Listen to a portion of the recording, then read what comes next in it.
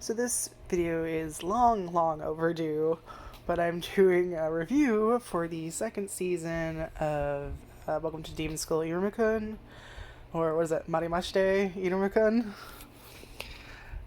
I did a review for the first season, so if you want to check that out before this, you can do that.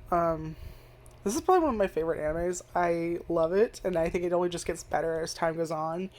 In the first season, I should probably give you a brief rundown. So basically what happens is Iruma is 14 years old, and I constantly forget his last name, which makes no sense, because in the first season they constantly say Suzuki Iruma, 14 years old, like, quite a few of the episodes, because it does, like, how some anime have, like, the intro that doesn't need to be there after, like, the third episode, where it's like, my name is so-and-so, I'm a regular old high school student, you know what I'm talking about. Well, some of you do. Sorry, I've mostly gotten over being sick, but I still have a little bit of like a tickle in my throat. Not like a full-on cough, but like that tickle or that where you want to clear your throat and you might have to like cough a bit later. And my foot is still jacked. It's better, much better. Still can't walk on it, but so I'm still on crutches. Anyway, so yeah. Iruma is 14 years old. He's sort of, I was gonna say regular kid, but not really, because when we're introduced to him, he's on a tuna fishing boat,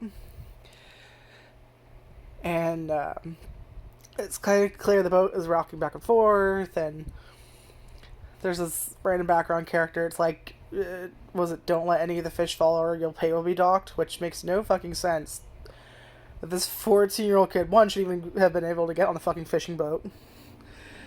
But, two, he has to support himself. His parents are...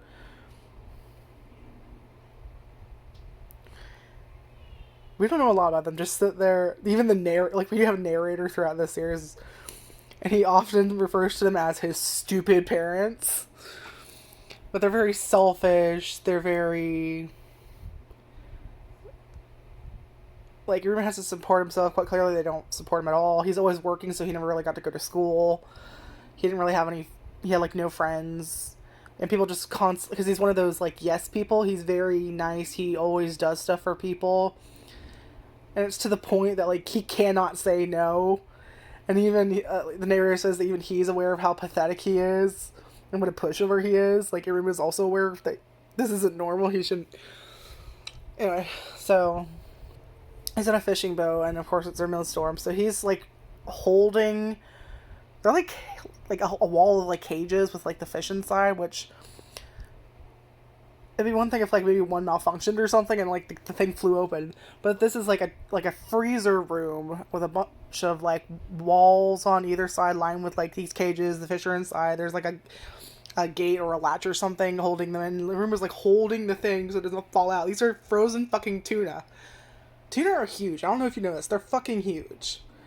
And that weight has to be at least doubled when they're frozen, I'd assume. Don't quote me on that, but things get heavier like when they're frozen. You know, right? Like if you drop a pound of meat on your foot, yeah, it's gonna hurt. You drop a frozen pound of meat on your foot. Anyway.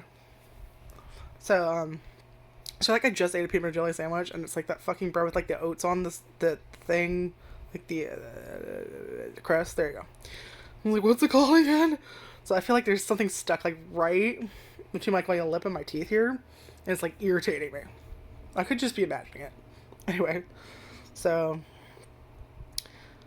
yeah, so the latches start going. So of course all the fish or frozen tuna are flying everywhere, and he's dodging, and then that's kind of like the first time we find out about his, oh fuck, what do they call it?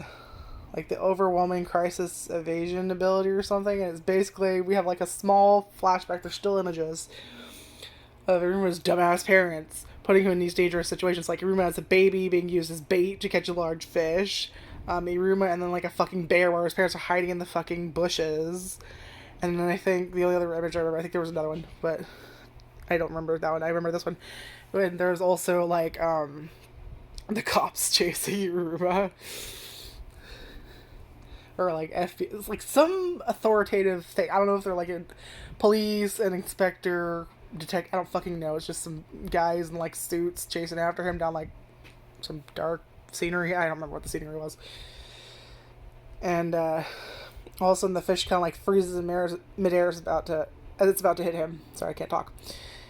And then we kind of get like the background morphing into like this reddish background, and he was tied up, and all of a sudden there's a for sale, or was it a sold sign that like gets stuck to him. And then that's when we meet Sullivan for the first time. Sullivan is a demon, and Sullivan kind of explains, well, at first he's clearly talking in a demon language, so Iruma doesn't understand what he's saying, so he has to like cast a spell just so Iruma can understand what the fuck he's saying. Yeah, Sassy must have escaped the gate. She's our new puppy. The one I wanted to call Poppy, but my dad wanted to call her Sassy, so now she's fucking Sassy. And don't get me wrong, cute name. I still like Poppy a whole lot, and then, yeah, it made me sad, because she was actually starting to respond to it, and now all of a sudden it's like, yeah, no, she's Sassy now, god damn it. Like, god damn it, we were bonding, it was cute, I was happy she liked it. You fucking changed it on me, it's cruel. And she didn't fucking know the difference, but I don't know, it just makes me all sad. Well, like, oh, but I picked a name and I think she liked it, and now you changed it, and now, like, I don't care if she's your dog, damn it. Anyway. So, yeah, we had, like, a gate, and she must have slipped through the crack or something, because I heard my dad in the hallway, what are you doing out here? I was like, she escaped again. That's a Finding Nemo reference, in case you didn't know. Anyway, so yeah, Sullivan casts a spell, so now Iruma can understand what Sullivan's saying. And basically he says that Iruma's parents sold him to Sullivan, who is a demon. And of course Iruma's freaking out. They're now in the netherworld, which is very spoopy. One thing I loved about this show is that it's very colorful. It's very playful, it's very colorful, it's very creative, it's very spoopy. I love it. And so yeah, Iruma gets there, he's freaking out because he's like, oh fuck, he's gonna eat me. And then Sullivan turns into his egg form.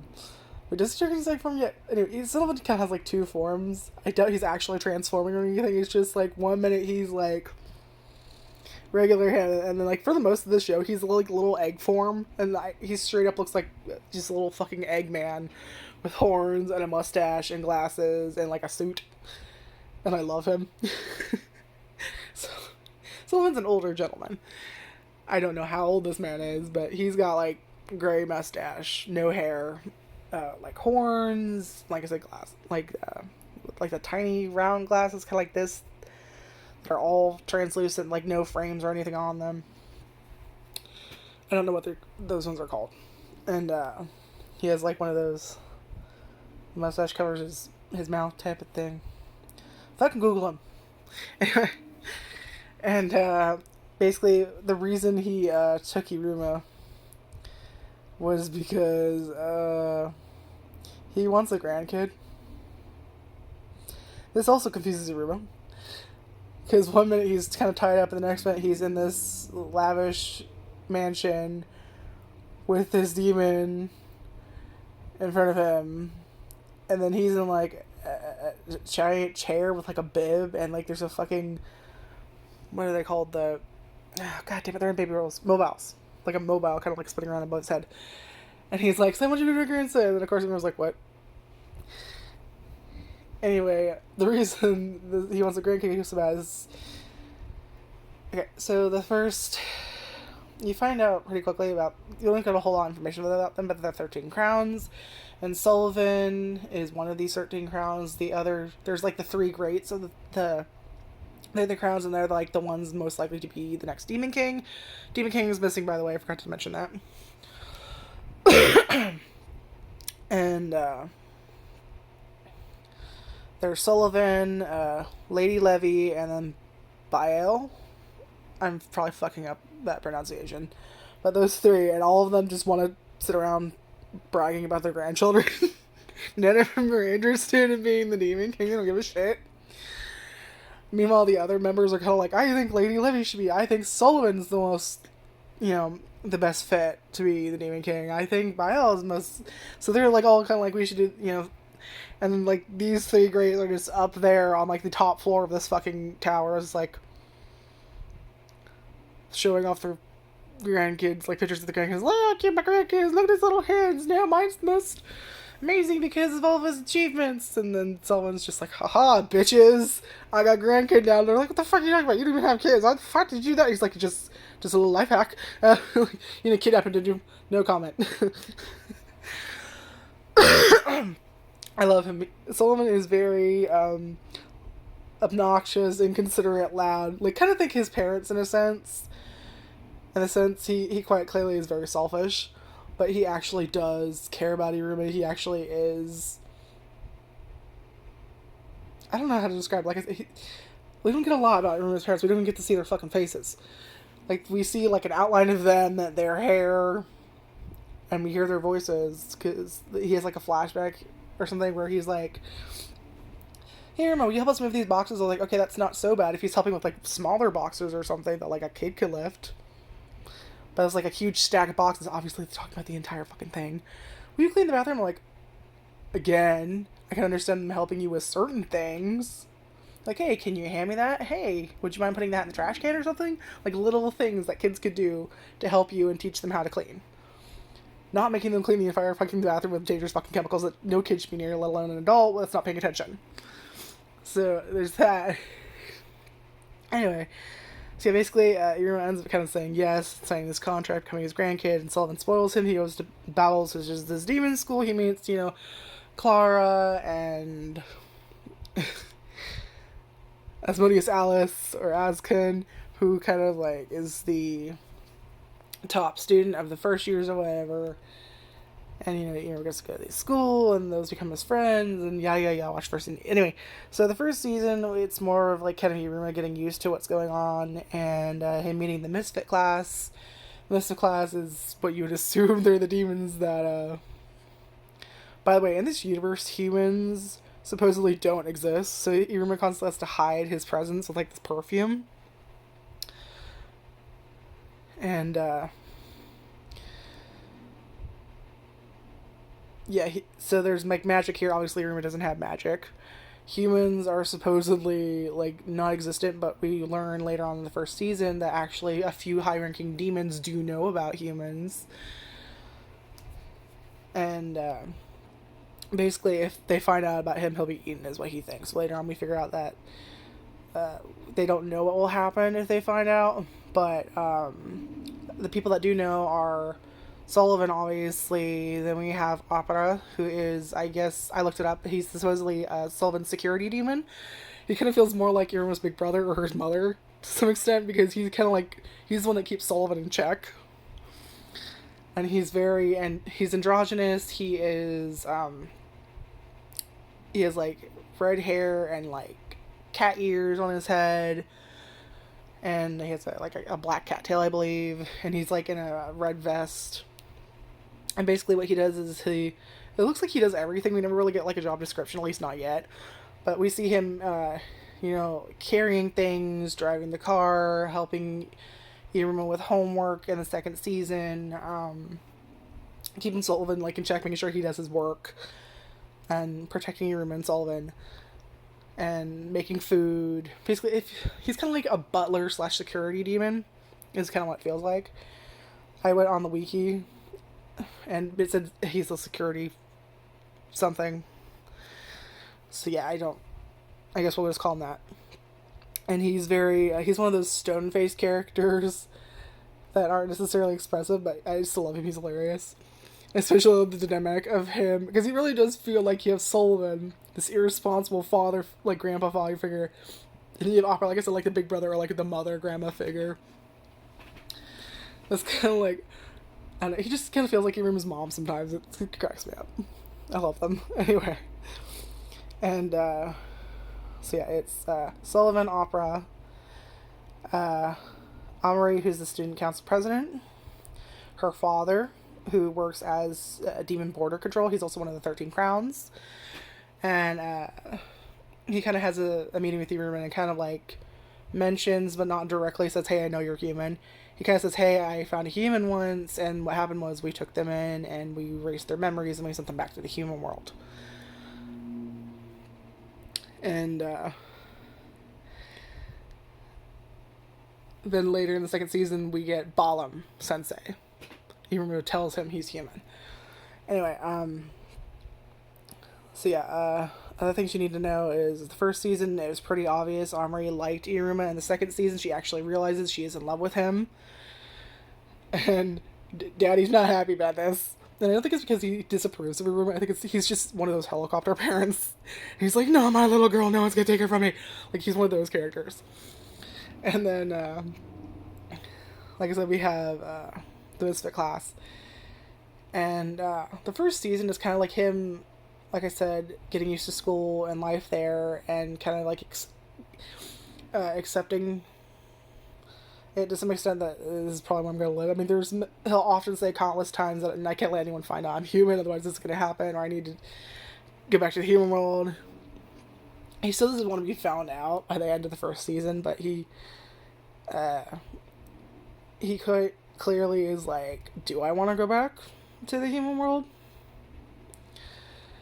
Because Opera kind of drops this little hint of information that, well, do you want to go back? And if you want to go back, it is possible if you raise your ranks, because there are 10 ranks in this demon world, from the lowest, which is Aleph, to Tet, I believe. Or was it? No, it's Yod. It's like YODH. And that's like the highest rank, and the Demon King is chosen from the highest rank. And apparently Sullivan is ranked 9, he's not even ranked 10. And it seems not so much that he can't, just like he didn't fucking care enough to. Like, he's not interested in being the Demon King, he just wants to spoil his grandson. Like, that's pretty much it. And, oh yes, we also have to talk about familiar Sensei. So there are a bunch of teachers and faculty at this school. One of the most prominent ones is Kalego, who is a gloomy, spiteful, miserable motherfucker. That is very entertaining.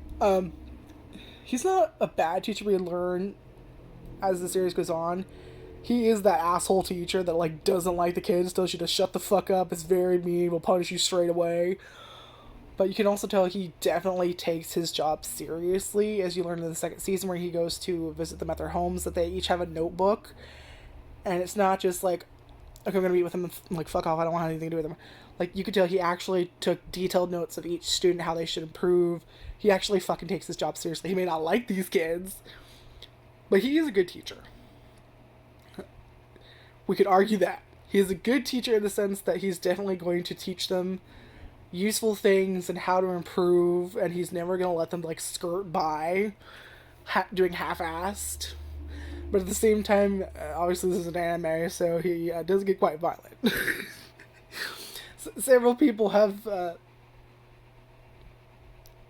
not been okay afterwards.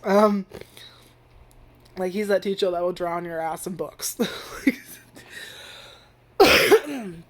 But yeah, he doesn't like Iruma, and the reason he doesn't like Iruma is because he doesn't like Sullivan. Because Sullivan, we learn, is Kaleko hates people that are inconsiderate and obnoxious and abrasive and don't respect personal space. I can't remember. It was like, they say 3 words, and I can't remember exactly what it was. I know it was like inconsiderate or obnoxious, I think, is one of them, but I can't remember the other 2. And unfortunately, guess who personifies that quite well? Sullivan. But of course he has to listen to him, because Sullivan is the principal of the school, as well as one of the 13 crowns. And ranks are very important to demons. Very important. Like, the way you're treated is very dependent on your rank. If you are a low rank, you are going to be treated like a grunt. If you are a high rank, you are going to be respected. There's no ifs, ands, or buts. Iruma starts off as Aleph, which is the lowest rank. It's rank 1. Asmodeus is Dalit, which is rank 4. Clara, I believe, was Gimel, which is rank 3. I don't remember all the ranks, but I believe it's Aleph, Bet, Gimel, Dalit, and I don't remember the rest. I remember there's 10 and there's Yod, which is 9 and 10, and I don't remember in between that. So, yeah, the first season is just kind of getting used to things and meeting Misfit class, and the second season, where the first season it was kind of like the Misfit class was just kind of there to be like quirky side characters. They never felt like completely side character-y. Quite clearly, they are going to matter, but they're still a little bit side character-y. In the second season, though, where it was kind of just thrown into this class with these misfits, and then there's, you know, Alice and or Asmodeus, as you'll recognize his name more, and Clara. Them kind of being like his friends. The demons don't really have a concept of friendship, so they're very surprised about like what are friends. But yeah, I love a lot of the characters, especially the voice acting. Whoever did Sobnok cracks me the fuck up because it's just his voice acting is amazing. Like him and Sullivan are probably my favorite voice acting in this show so far. Nothing. Just him freaking the fuck out about the planet. It was so great. I think that part was from the first season, where they're like, you have to like speak this magic incantation, put some of your magic in this plant, and this plant's gonna turn into like a thing, and then you're graded on that. And so next to this one that's destroying the plant pot. Asmodeus gets an A+, I think, and I think so. I keep fucking up his name. It's like Sobnok or something. He's the tall blonde dude that wants to be the Demon King. And I love his reason for the Demon King is because it's the coolest thing you can be. That's it. That's the fucking reason he wants to be it. And he's probably like the ones in the Misfit class we get to know the most at the first season, because he kind of dubs Iruma his rival. Sorry, like my nose is running. So I apologize for a second while I... No boogers on camera, please. Anyway, it's just that word makes me want to gag. There are a few things I cannot stand. I cannot stand the word boogers. People who do that, like that hawking loogie thing, that will make me gag immediately. Metal on metal. Like the sound of screaming. Like just immediately, those are things I cannot stand. Anyway. So, this is going to be a long ass review. Wait, yeah. So, like, Sauro kind of, like, considers himself, like, Iruma's rival to some extent. Iruma's not competing for the throne, but he's self-proclaimed rival. So, yeah. And the first season is kind of, like, they were more just, like, colorful background characters. In the second season, however, they definitely start becoming Iruma's friends and allies. It feels like it's not outright like, hey, I'm gonna like let's fight to get, like, it's none of that.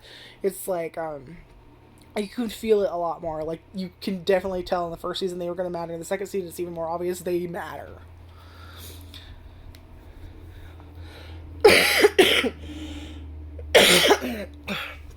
Like I said, random coughs. And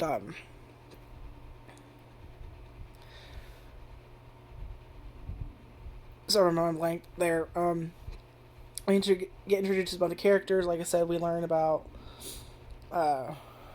like one other teacher learns about Iruma, and that is Balam Sensei. Balam Sensei, I can't remember exactly what he teaches, but basically he knows humans are real. He's that crazy, like, he kind of reminds me of like those crazy like crypto hunters,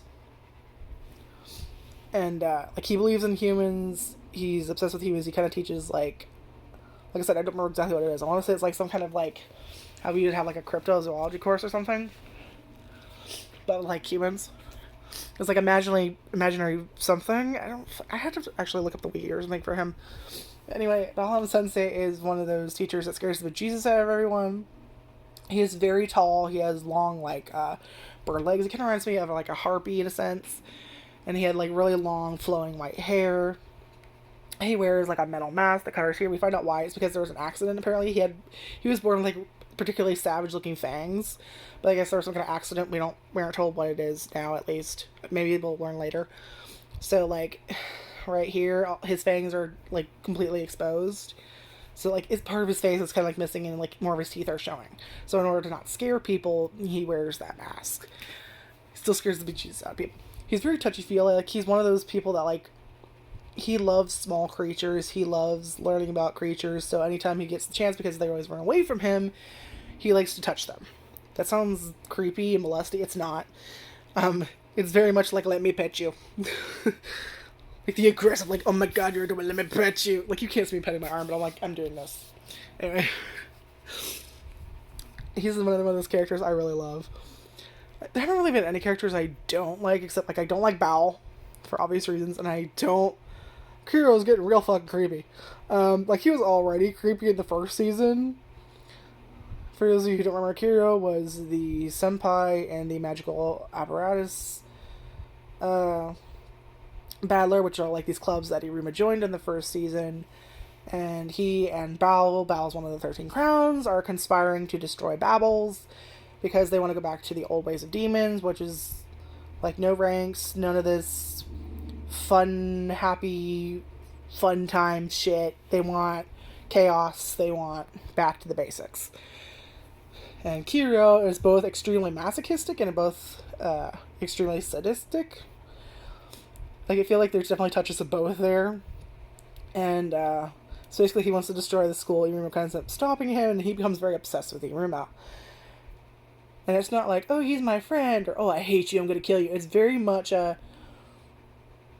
he's going to delight greatly in Iruma's suffering. But he also quite clearly likes Iruma. And I did spoil a little bit, so I know that he also later on gets even creepier. Like, I already knew he was fucking creepy the first time I saw him smile. Like, really smile. And I was like, oh, Iruma, oh, honey, he coming from that booty, you better run. Somehow I don't think it's gonna be happy, happy, fun times and consent. I think it's gonna be some rapiness. We gonna run. Anyway, so yeah, he's in jail in the second season because of what happened after the first season. And there's a prison break later. And all that.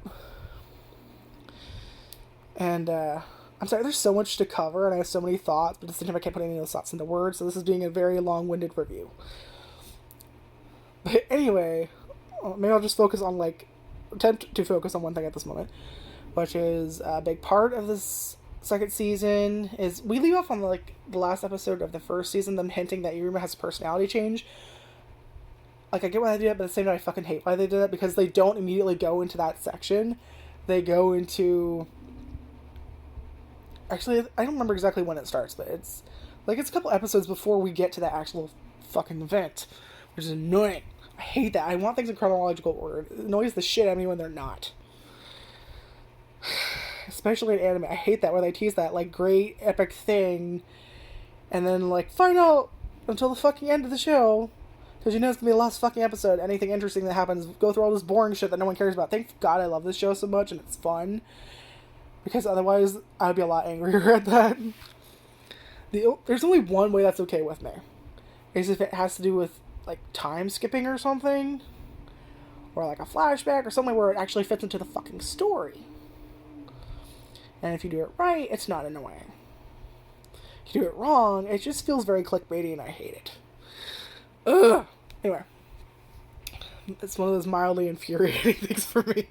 I'm like, oh, fuck, you're doing this again. I feel like I've seen a lot of animes that do this, and I've only seen, like, one where it didn't irritate the shit out of me. Anyway, so, yeah, a big thing is,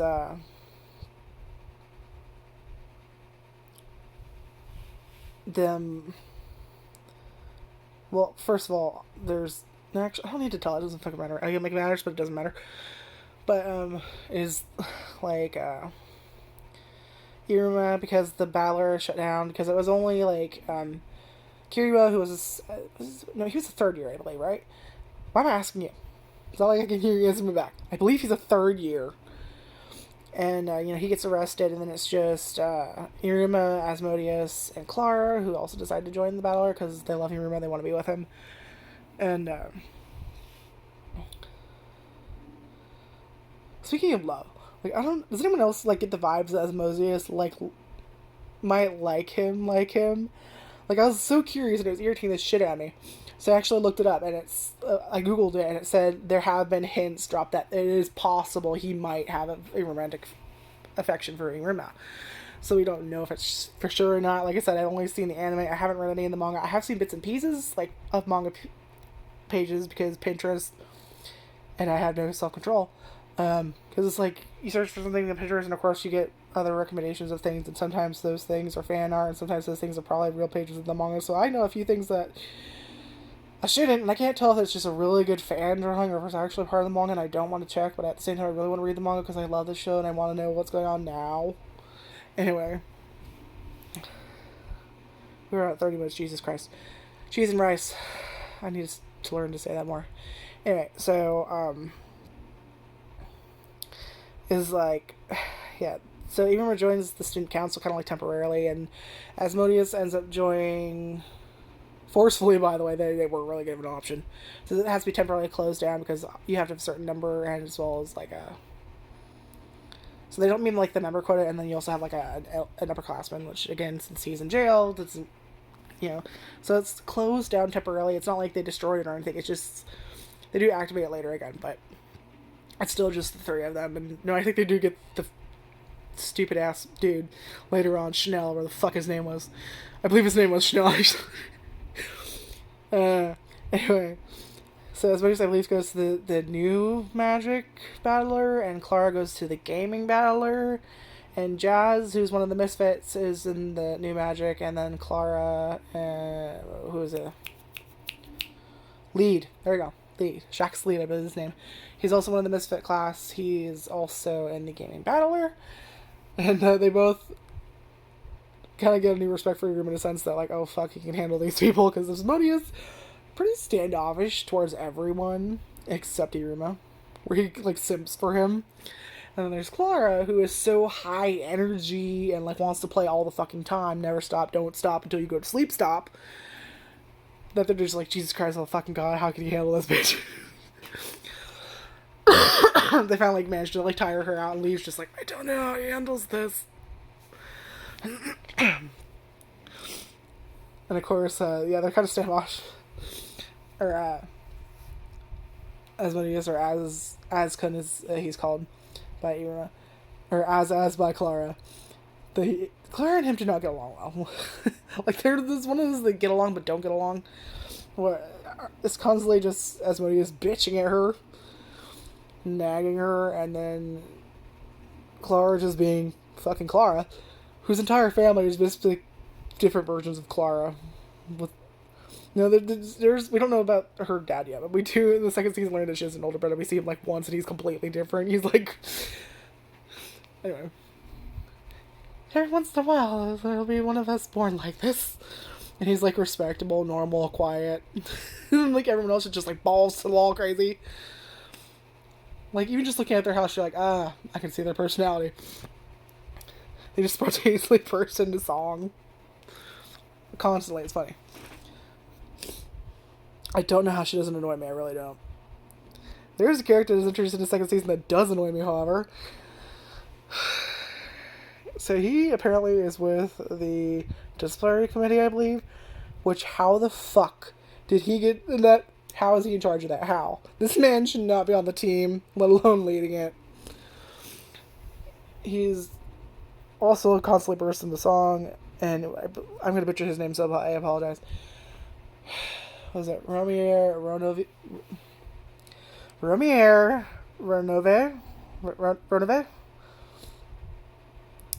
Anyway, he's annoying. He's what I thought Clara would be. Where I love Clara, she's endearing. Him, on the other hand, I'm just like, I do like him later on, but I'm still like, oh Jesus, shut the fuck up, please, go away. God damn it, no. He's that character that, like, very loud, very obnoxious, very selfish. Apparently, doesn't like being touched by men. Like, if you, like, he literally, like, someone puts their arm on him for, like, a second, he's like, oh god, man, just touch me for so 20 seconds. And then he has, like, these two, I don't know what the fuck they're there for. Two simps, I don't know what they're for. But it's like two, I'm assuming they're women, I could be wrong. Just constantly throwing flowers for him and be like, woohoo, yeah, run away, worship run away. They're just like, oh, Jesus Christ, shut the fuck up, I hate you, go away. Anyway. So yeah, Armory kind of gets her, like, her personality changed by Chanel, we find out later. And it's not because for some evil reason that they kind of like feels like they set it up that way in a sense, but it's like it's no, it's just he's a simp for her. A lot of the students either hate her or are simps because she is not only pretty, not only is one of the kids of the 13 Crowns, she's badass. She's like I think rank 6, student council president. She has no nonsense, and I love her two sides. We have like the badass bitch side, and then we have like the adorable maiden side. And basically, it's kind of like her maiden side turned up to like 20, really. And basically, it's like he sprays her with this perfume because he wants to see like a dainty Amiri, like a ladylike, adorable, mild, because because he just wanted to see it. That's literally the fucking reason. That's the great plot hole there. Or not plot hole, the great plot of evil there is he just sprays her with this thing, and he later gets, yelled at, and then joins the student council so they can keep an eye on him. They drive him, or he drives them nuts. So eventually he kind of gets kicked to the magical apparatus ballet because they need a place to put him, and she trusts Iruma. So she's like, I'm sorry, but could you please keep an eye on this idiot? So they do. And, so yeah, her personality gets changed, and she finally manages to kind of come out after almost losing the student council position, because apparently any battler can challenge the student council president to a battle, and they cannot say no. So he kind of uses this opportunity to do that, to take over the student council, which sounds evil, but when you meet this idiot and you learn his personality, it's not evil. He's just obnoxious and go the fuck away. But,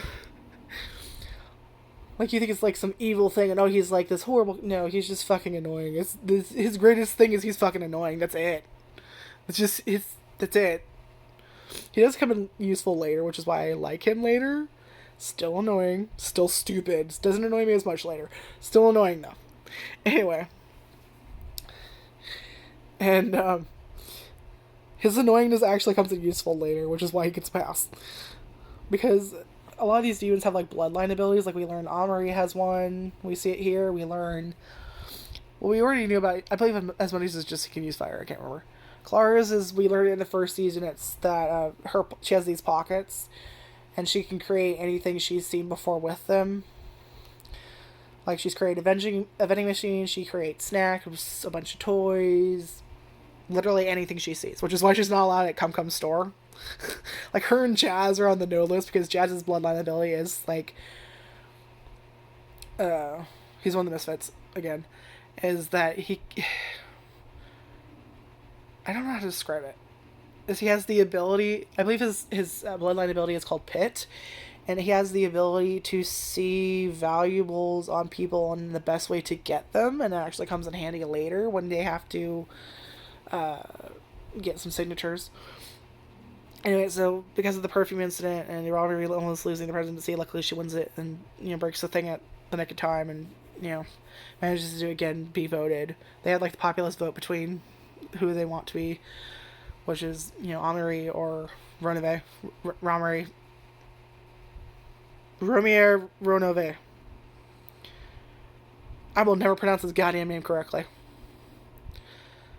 Like, I can see the spelling in my head. I cannot spell it. Like, you know how you remember how something's spelled, but you don't remember how it's spelled at the same time? But if I saw that word, go, yeah, that's his name. Like, it's one of those things. Anyway, this might be my longest review yet, Jesus Christ. This ends to be like 20 hours long, I'm sorry. It might be 15 if I stopped with all the stalling. Or not so much stalling as brain farting, I guess. Anyway. So yeah, she kind of breaks it, and that's kind of like at the end of this where she learns that, I'm in love with Iruma. And then we have Iruma, who has his personality change. Humans obviously don't get this, but demons, every once in a while, I don't think it says how often, will go into this kind of like stress period where they want to be extra violent, they want to cause mischief, and they have a bunch of forms of entertainment in the netherworld, such as demdolls, which are basically just idols. If you don't know, idols are their music, acting, dancing. It's kind of like a big thing in Japan. I don't know if it's a big thing anywhere else. Kind of think like BTS or Blackpink. But, like, I don't know, would they consider idols? I mean, they're, like, boy band girl group, I guess, but I don't think they would consider them idols. But, like, kind of think, like, that level of popularity to an extent. I can't think of any idols because I don't follow idols. I'm sorry. It's just that's the first thing that came to mind. Obviously, I don't think they actually applied to the idol group. They might. I don't know. But if you could think of anyone, like, the only thing I can think of is like Hatsune Miku, but she's not real. So I don't know. If you can think of anyone who actually is real, who is an idol, to give someone else in the comments watching who have some fucking idea what I'm talking about, I'd appreciate it. But you do see these things a lot in like anime, and this is the demon versions of the idols. They're Demdals. And basically, they kind of do these things to like lower their stress period and kind of calm them out and like mellow them out so they're normal, you know. And so, oh god, did I explain? No, I didn't. Okay, so you remember in the first season when they got to do the ranking, they pulled their rank from this rank owl's pocket. Think like a little kangaroo pouch on like an owl with like 3 eyes, which is adorable. And Iruma doesn't get one. Instead, he ends up with a ring on his finger. And we learn that later on it is called the gluttonous feeder ring. And we learn that as Iruma ranks up, apparently it started to become more and more sentient. At first, it had really like no sense of self. It just knew it was hungry. That was it. And then once he reaches Bet, the second rank, it starts to get a little bit more. Then he reaches Gimel, and then it takes on. I believe it was, yeah, he reaches Gimel, and then we get Alucard. Was it not Alucard? It's like Alicred? Alicred? Alisan. That's what Iruma calls him. And he kind of takes on this sentient form, essentially. It's still connected to the ring. It's like this little purple ghosty spirit thing, and then Iruma kind of like gives it a different form, which is like this adorable one-eyed, purple-eared thing. I don't know how to describe him. He's just adorable looking. And he definitely becomes a big part later on. And so he, I guess because Iruma wanted to be close to everyone, he decided to give Iruma a personality change / the evil cycle is what they call this stress period. And so Iruma has a personality change, is what you see at the end of the last episode of the first season, is they leave off there where Sullivan and Opera come into his room, and Iruma is kind of like, why are you being so loud, old man? And like, Iruma is usually very polite, very mild, very submissive, and evil cycle, we'll call him Iruma, is not so. He's much more bold, he is smart, he is more calculating. I personally love both sides of Iruma, and I do believe we do get more of him later on, and if I spoil things enough, I do know we do get him later on.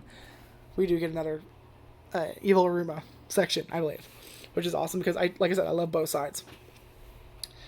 And so for a few episodes, he does go back to normal Iruma later on. But for a few episodes, we have evil Cycle Iruma, and he kind of ends up as the de facto leader to the misfit class. Like, he's commanding respect here. And he kind of ends up getting them to, he kind of says he doesn't like the classroom, and he doesn't, like, there's high-ranking demons here, like, there are only a couple Alephs, and the rest of the people in the misfit class, I think 1 or 2 are like Aleph, the rest are either Bet, which is second rank, and there's even like Jazz's Gimel. We have Clara, who's Gimel. We have Sobnak, who's Bet. We have like I said, Clara's Gimel. We also have Adalet. We have, Asmodeus. So they shouldn't, like, there's, like I said, ranks matter, so they should be getting more respect than they're actually getting here. And they're not. They're kind of treated like the crazy people. And basically, Evil Psycho Iruma is like, I've had enough of this shit. I'm going to move class. We're going to get a better classroom, because, like, the windows are busted. They're, like, in the butt crack of the school. Like, it's not a good place. And he's like, I'm tired of people leaving garbage here. I'm tired of people dirtying up things. Like, I'm going to leave. I'm getting me a castle. And basically, he goes to the faculty office to kind of say, Collega, we want to move to a classroom. They're like, the fuck are you? Okay, maybe you have a point, but, like, we don't know classrooms that are open. He's like, the fuck you don't. We want the Royal One. And the Royal One, if you don't know, is, you know, you do see it, like, I think, like, once they pan over to it in the first season, those giant, beautiful, cranberry-colored doors with the locks on them. That's the Royal One. Now, the Royal One was the classroom that belonged to the lost Demon King, Dracula. That was his fucking classroom. And it's the posh, awesome, best of the best. Like, they have a game room, I think they have a nap room, a closet, like, all these cool shit there. Like, think hoity-toity rich palace. It was the Demon King's classroom, of course. And Calego's not okay with this, and he was like, okay, I'll get all the signatures of the teachers, and, you know, then you'll have to, and he was like, okay, yeah, get all the signatures. And like I said, this Jazz's ability comes in handy later, because they decide, so this is evil Iruma this entire time, until they get the Royal One. After they get the Royal One, he does turn back. But, yeah, I do spoil it, they do get it. But yeah, he has Jazz. What he does is he distracts Kalego, saying he's going to turn him into his familiar. Which is what I was explaining, and then I got distracted. Yeah, Iruma accidentally makes Kalego his familiar, because they were doing a familiar summoning thing. And because it was Kalego's seal on it, and Iruma's blood, Iruma being a human, and you know how demons can be summoned by humans, become their familiars. That's basically what happens. It's Kalego, this badass teacher, which I believe he's like rank 8 or 9. So he's badass teacher. And he ends up into this adorable little fuzzy bird thing, which I love. I would love a little plushie of familiar Kalego. Because he's this little purple, adorable birdie. And it's just an adorable thing, and they're just cussing people out. It's hilarious. The whole Moe Gap thing, I guess. Love it. And, oh god, where was I? So yeah, he ends up getting all these signatures, but what he does is he has Jazz steal Kalego's planner to give to this other teacher, like, hey, we accidentally dropped this, could you please return this to Kalego, because they know she likes him. So we're like, we'll give it to you if you give her a signature. So they get her signature. And there are a couple teachers that, you know, would just do it for the fuck of it, because, hey, it sounds fun. Demons are very selfish, very fun-driven. It's their desires, they don't care about other people. It's what they want, it's what they want to do, it's not about you. And we see that later on during the Walter Park incident, that they are very much of... They're very... What's the word? I don't want to say selfish, it's not quite right. I mean, it's right, but it's not right. What do you call it? Not narcissistic.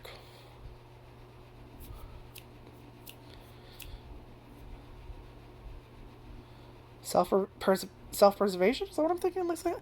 It's very, like, from their perspective. I don't know what it's called. If you know what it's called, please help me in the comments.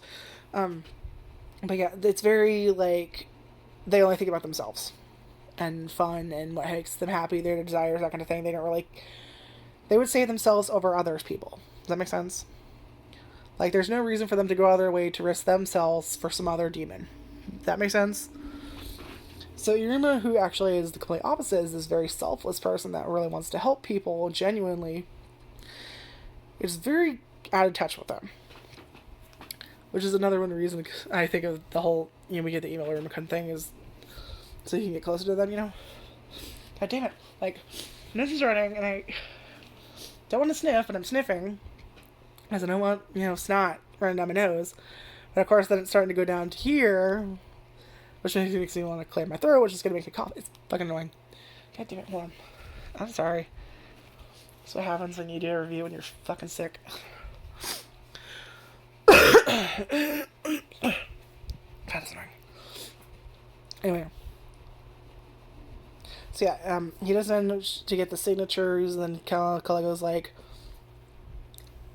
what he does is to get all the teachers' signatures, I believe, and he's like, what I said is you're supposed to get all the faculty.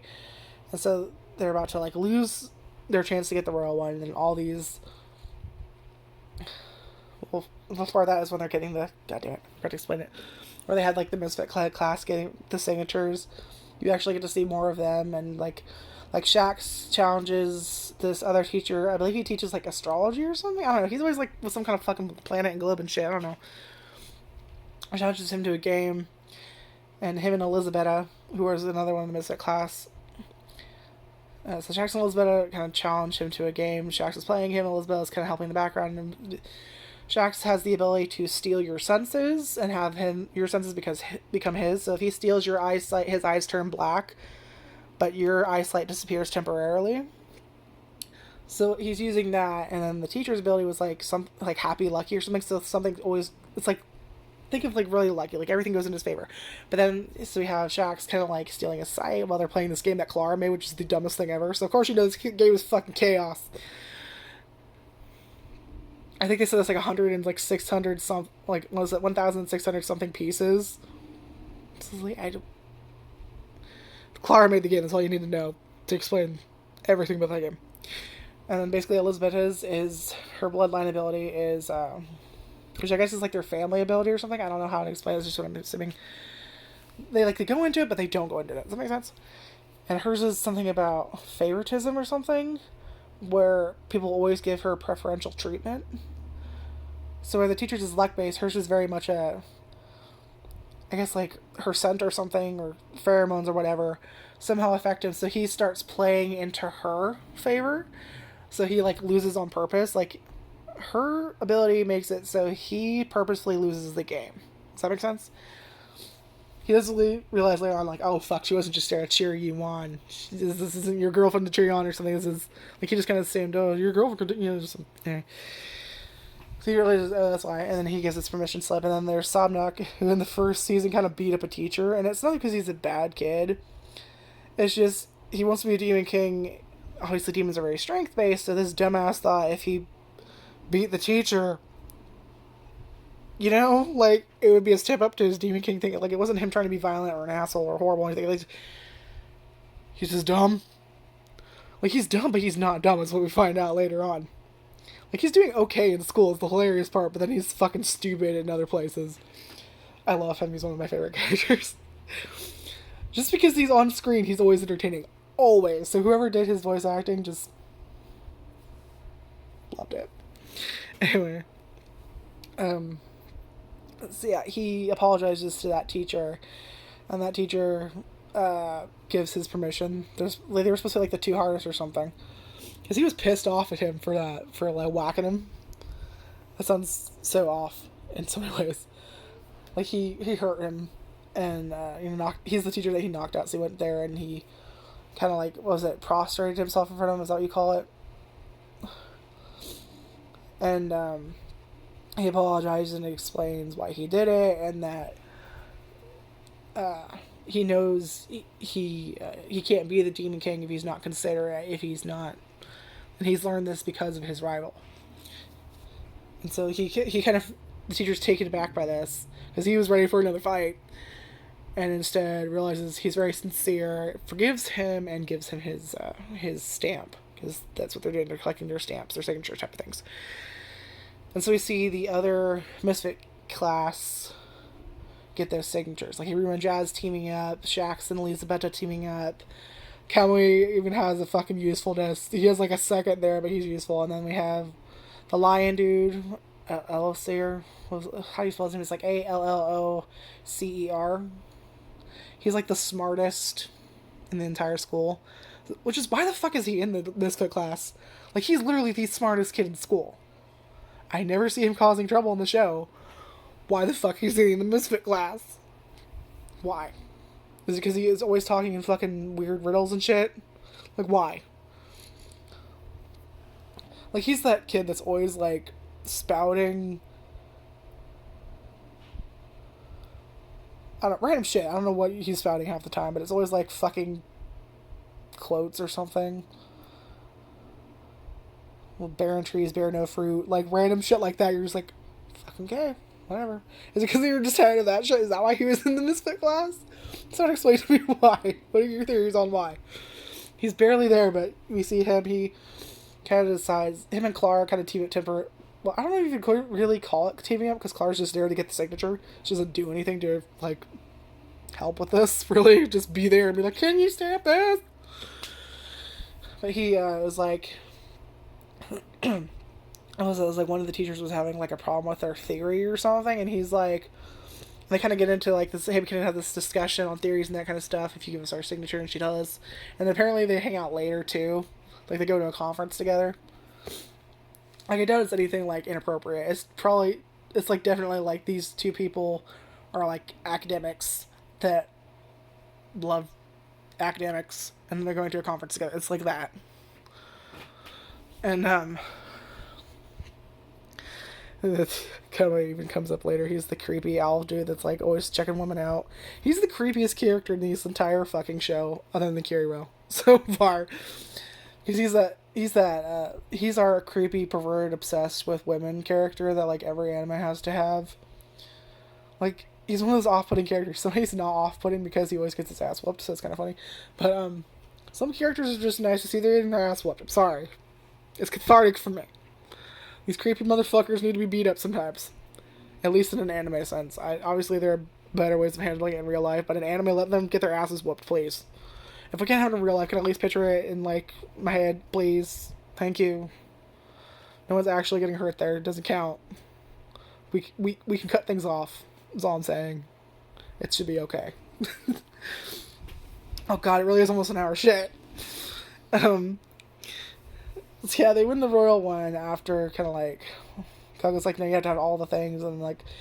Because the Iruma's always helping, and like literally everyone, from the janitor to the cooks to like literally everyone, every staff member at Babel's gives their signature, so they have to give him the Royal one. So they do win, they all move in, and yeah, we have, you know, the whole Iruma comes back to normal, and we have Walter Park. Obviously, he's much closer to the misfit class. Like I said, they were just kind of his classmates, these wacky classmates. And then in the first season and in the second season, they're definitely like, they're starting to become comrades, so we had allies. They definitely have a respect for him. They definitely care about him to an extent.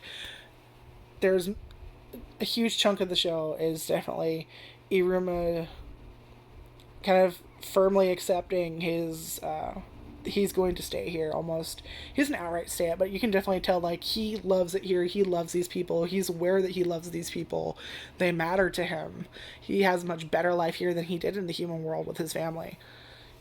And you can definitely tell he's starting to get stronger, get smarter. He's getting closer to Collego, or at least Collego's kind of in his, like, he's still an asshole, but you can definitely tell he's starting to learn that Iruma isn't what he thought he was at first. Like, you can actually tell there's starting to be some development there, in the sense that maybe Iruma isn't this kind of person I hate. Maybe he's actually decent. Maybe, you know, Collego isn't an asshole. He actually cares and takes his job seriously.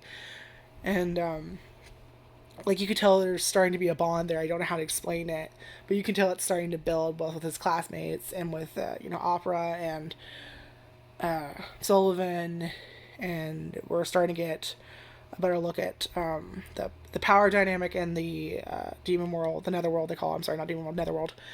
And it's a lot of relationship building.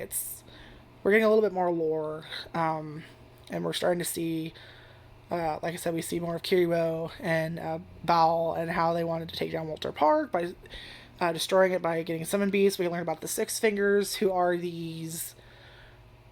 They don't give a whole lot of information for them, just that they're called the Six Fingers, and they want to go back to basics. When I said with Kiryu, like, back to basics. And they get sent to destroy Walter Park, because Walter Park is built on top of the prison that Kiryu is in. And basically they have them use their magic to power this amusement park that's built on top of it, and the prison's below it. And so they destroy Walter Park as a distraction to get Kiryu out, and also just tear down this establishment of fun, because it has no place, as Ball says, in his world. Because they want to get rid of the ranks, they want to get rid of Babbles, they wanted to get rid of Walter Park. Basically anything that kind of would keep demons from running amok and bringing back chaos, they're getting rid of it. So yeah, Kiryu is sprung. Iruma ends up saving with his classmates. They go to Walter Park, and the ones that go there are the misfit class, Iruma, Alice, or Asmodeus and Clara, and then because Sullivan, or as Iruma calls him throughout the show, Grandpa is worried about him, he sends Collego and Balam Sensei and Opera as bodyguards to protect him. and the other students. Mostly it's for Iruma, let's be honest. And I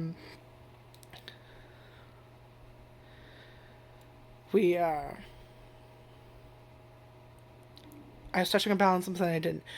Basically, Balam is another teacher. About, was like I said, I was explaining a little bit. And what he does is he's like I said, he's touching. He likes to touch people. It sounds weird, but like I said, it's more like head petting more than anything. Like, think if someone that's like trying to pet a cat that doesn't want to be pet more than anything, rather than like anything molesty. So I'm trying to give you a better description of it. And he kind of like pats Iruma on the back, realizes Iruma doesn't have any wings, thinks Iruma is hurt, and starts panicking, takes him to the other teacher, says he doesn't have any wings, and of course, all demons have tails, I guess. All demons have wings. I think it's all demons have wings. I can't remember if they all have tails, but they all have wings. So Iruma doesn't, so his first thought is something is wrong with Iruma. Luckily, Ali-san takes quick thinking and makes small wings on his back, so he's like, oh no, it's not that he doesn't have them, it's just that they're tiny.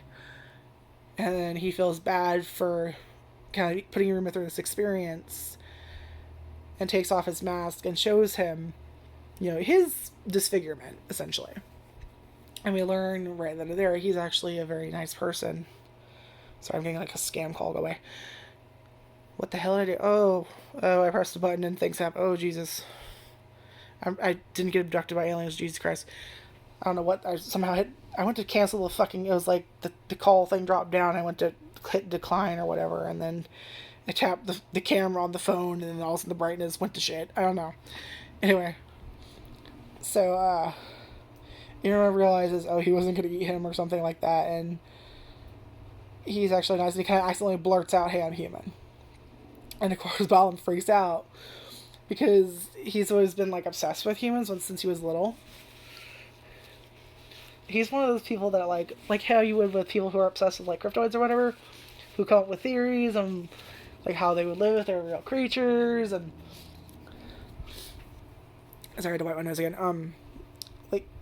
So he's excited, but also terrified, and right away the first thing he does is just outright panic, where he's like, "This is another. You can't just say that. Like, you're in danger." Like, he's immediately worried about Iruma, like both simultaneously, like, super excited that like a human is in front of him, like the fucking thing he's teaching about exists and is in front of him and is there. So he's also like super excited, but also like terrified about what could happen to this kid. Because remember, demons, only a few high-ranking demons know that humans are real. So they're kind of like this fantasy thing in the netherworld. And they don't know how the people will react. But the song for the school is literally how they're going to eat the humans. So you can understand why Iruma's kind of like constantly shitting himself. He kind of blurts it out. And we learn that Balam has his bloodline ability has something to do with, like, he can detect falsehoods. So he immediately knows Iruma's telling the truth. And he actually ends up helping Iruma study later on, and he's this really nice, fun character. I'm glad they added him. I love him. He's very sweet. He's also friends with Kalego and Opera. Okay, we really call them friends. Okay, so Kalego and Opera and Balam all went to Babbles, the school that they're currently at, that they're teaching at. And so it's like, I don't know how long that Balam and Kalego have been friends, but quite clearly they get along rather well, especially considering it's Kalego. They get along rather well. And Opera was their upperclassman, who Kalego was terrified of. Absolutely terrified of. Does not like him. And so far we know he doesn't like Sullivan. We know he doesn't like Opera. He's scared of Opera. He doesn't really like Iruma, but the reason is because of all the shit that happened in the first episode. So he assumes Iruma's like this troublemaking delinquent, kind of like fucking Sullivan, so he really doesn't like him. Like I said, it's quite clear he's starting to learn now that's not how Iruma actually is. And I'm just waiting for the day he realizes that Iruma didn't do any of this shit that happened in the first episode on purpose. It just kind of happened. Because he has no reason to hate him other than Sullivan, really, if you think about it. And anything that happened in the first episode wasn't his fault, because he is literally there for seconds in the Netherworld before immediately going to this school. So he had to immediately, like, found that he was sold, had become a grand kid, was going to this new school, found out that if anyone finds him out that he's human, he might get eaten. And then he has to, you know, all of a sudden he's made to do the speech that Alice was supposed, or Asmodeus was supposed to do. And then he gets to fight because Asmodeus picks a fight because he stole the limelight because of his grandpa. He chances Forbidden Spell. He thinks it's the speech because, like, he's just up there and, like, a piece of paper falls down. And he's like, is this a speech? Is this what grandpa wants me to read? Turns out it's a Forbidden Spell. So, of course, it's a taboo spell.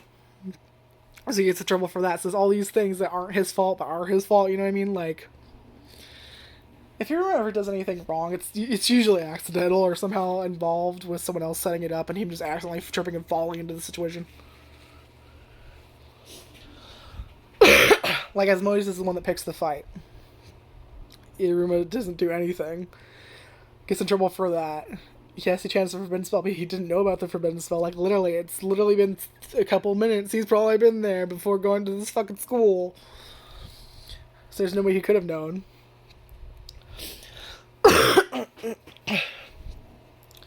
But yeah, but we get, like, the whole Walter Park, that, and Iruma and Misfits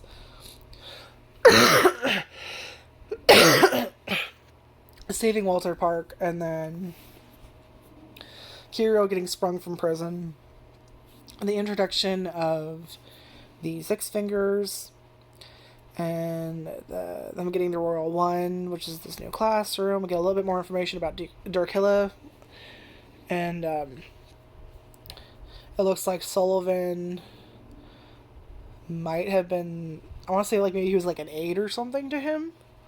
I don't know. I just know that they definitely knew each other and he was helping him. And I'm also finding a little bit more about, in the final episode, the dynamic of the Netherworld, in the sense that Iruma kind of, like, asked Sullivan, like, what exactly is the Demon King, and Sullivan, and Iruma's like, he gets in charge of the most of the Netherworld, right? And Sullivan corrects him and says, no, you're in charge of all of it is now yours. And he comes up with this analogy that if there were two paths in front of you, one is right and one is left, even if the entire demon race had agreed, let's go right, if the demon kid said, go straight, you would build a path that wasn't fucking there. And he says, like, you would build, what is it? I can't remember everything he says. I love the way he says it, though. Where one of them is you would build a flower field out of magma if you were told to. The Demon King is absolute. You obey. Like, this isn't just like Human King, where, like, you can write. Like, no, you obey. It doesn't matter what the fuck it is, you obey. And then we have, at the end, Iruma reads the Prophecy Scroll, which is, we do get it in the first season, but Iruma's reading it, and he kind of starts to wonder. It's kind of like a slight musing for, like, a second. If I was the Demon King, what kind of netherworld would I? And it cuts off. So I didn't think we were going to get that part until, like, maybe a third or... at least I was expecting, like, the third season we'd start to get, like, maybe hints of that. Where, no, like, Iruma's actually starting to wonder now.